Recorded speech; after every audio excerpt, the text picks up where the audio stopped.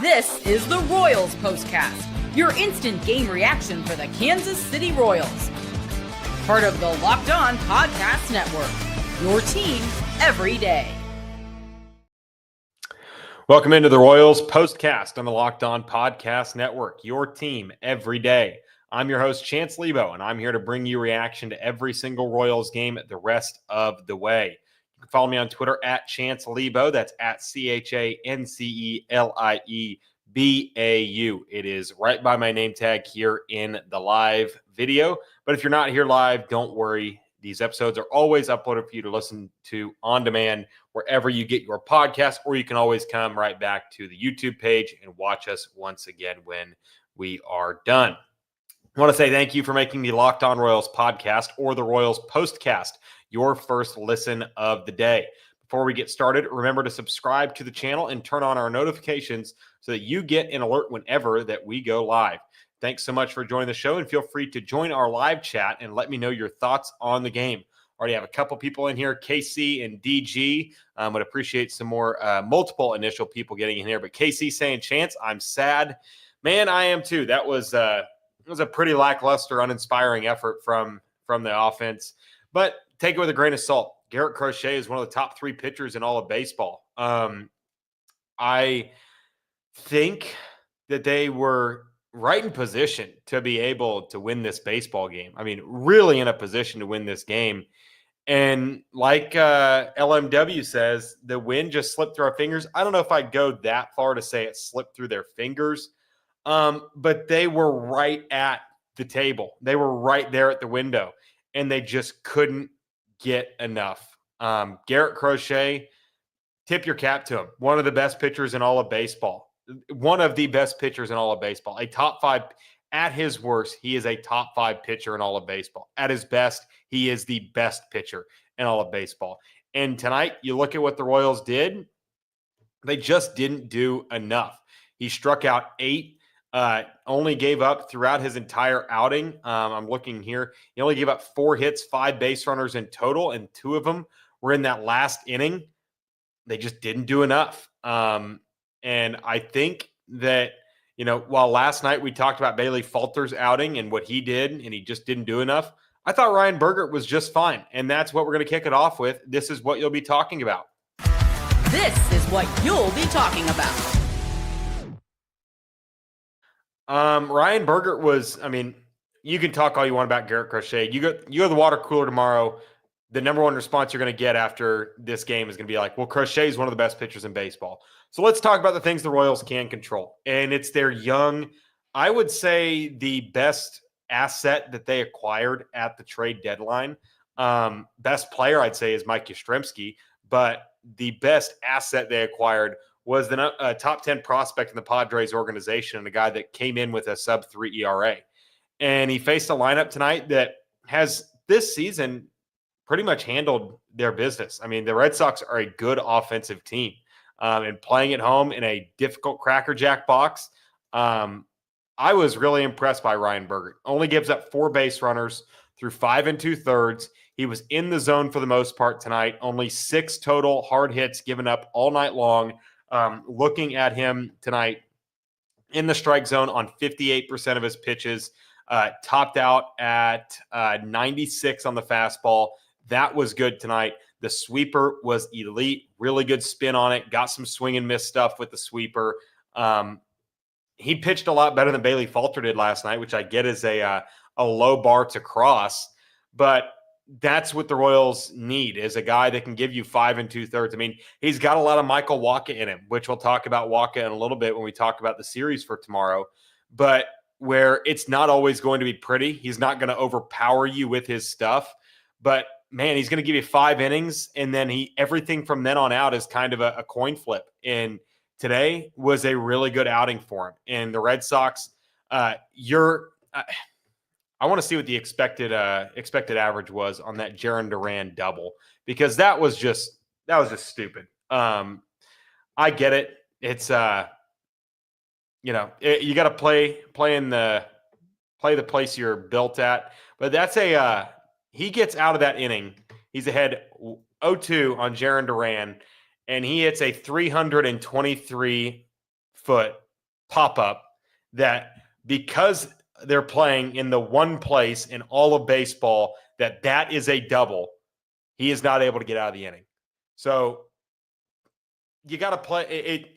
It's the reality of the situation. You're not always going to be able to deal with those.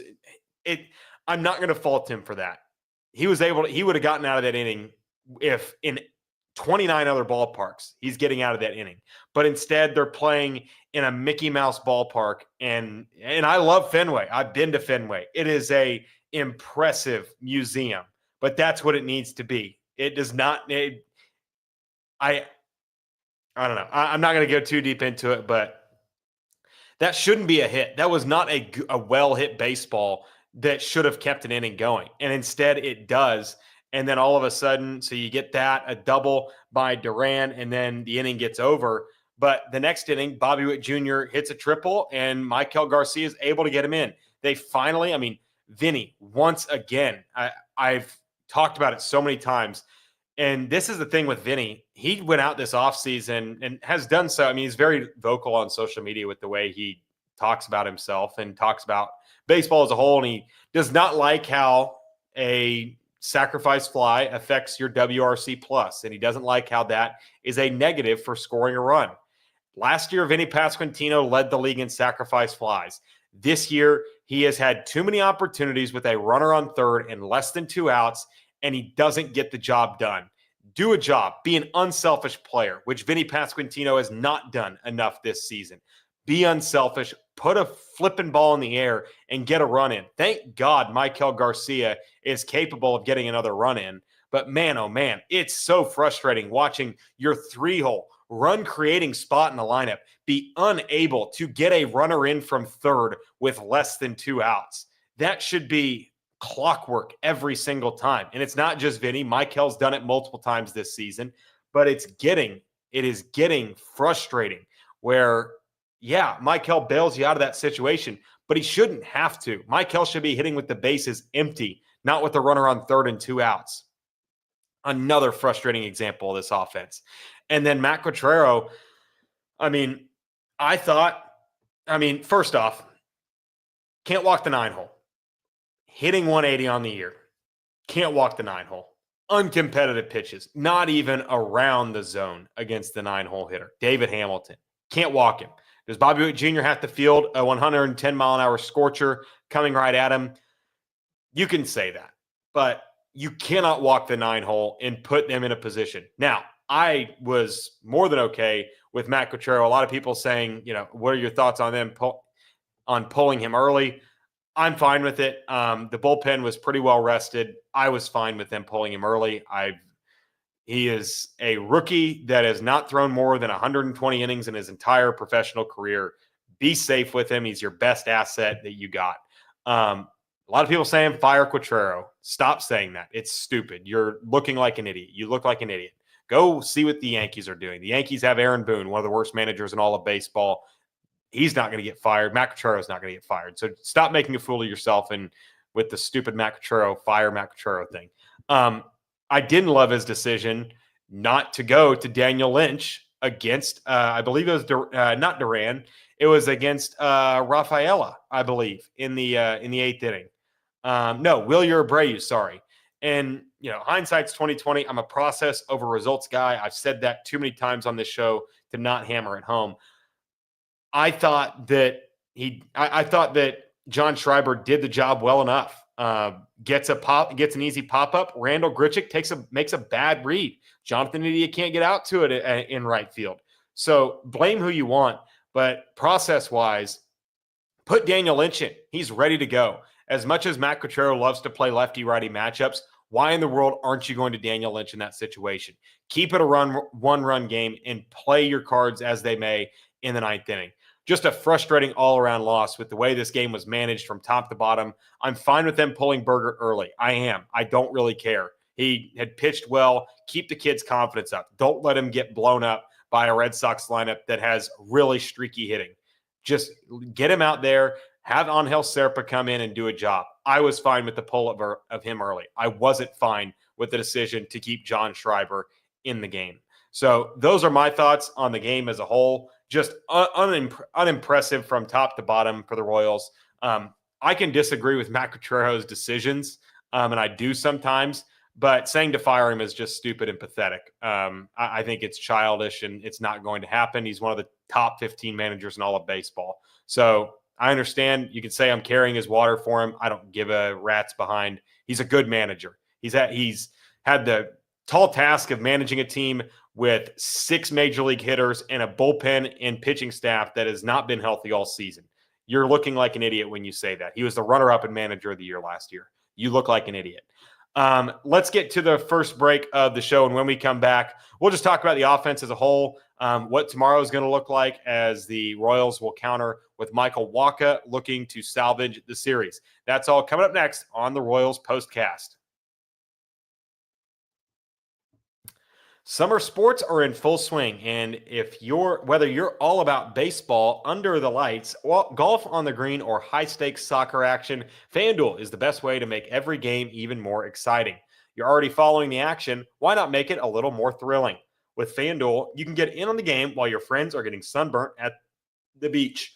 I've been using FanDuel to track my favorite matchups, and the app keeps it fresh with new daily promotions and fun ways to bet. It's easy to use, fast to pay out, and even makes regular season games feel like must-watch events. And if you're new to FanDuel, new customers can bet just $5 and get $150 in bonus bets if your first bet wins. Open the FanDuel app today or visit FanDuel.com to get started. And it's time to fuel up and turn it up with 5-Hour Energy Transfusion. It brings the bold grape, ginger, and lime flavor of your favorite golf drink minus the alcohol into a quick, energizing shot. Whether you're sinking birdies or just making memories with friends, this one's a hole-in-one for your energy game. Let's be honest, some days on the course or off it, you just need that extra boost to stay sharp and energized. Golf is all about good times with good people and good flavors, of course. The grape ginger lime flavor gives you the best parts of your clubhouse go-to without chasing down the bev cart. If you go to 5hourenergy.com today, that is the number 5hourenergy.com, you can use my promo code LOCKEDONGolf to receive 20% off your order. This offer is only valid until September 30th on one order and cannot be used with other promotions. The code is not good on subscription orders. Whether you're meeting up with friends or trying to turn 18 holes into 36, get the energizing boost you need to power through. Order transfusion-flavored 5-Hour Energy shots today. I said it after the Toronto series. I said the Royals just need to take one game in this series. I would have preferred, vibes-wise, for it to be one of their new guys, but that just didn't end up being how it goes. But now they're in a position where they are backs against the wall.